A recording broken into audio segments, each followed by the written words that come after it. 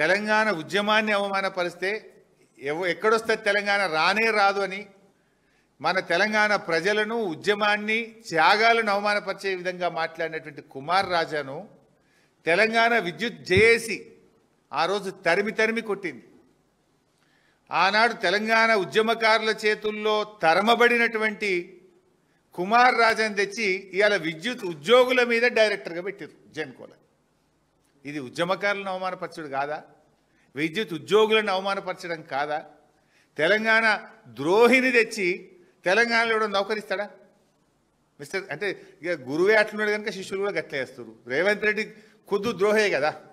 Rifle Reddy తుపాకీ పట్టుకొని బయలుదేరినాడు తెలంగాణ ఉద్యమకారుల మీద. ఇక గురువు ద్రోహి ఉన్నాడు కనుక ఇవాళ అపాయింట్మెంట్లు కూడా ద్రోహులకే దక్కుతున్నాయి, తెలంగాణ ద్రోహులకు దక్కుతున్నాయి ఈరోజు. నేను అడుగుతున్నా రేవంత్ రెడ్డి, ఇది ప్రజాపాలన తెలంగాణ ద్రోహుల పాలన? ఇది ఏం పాలన ఇది?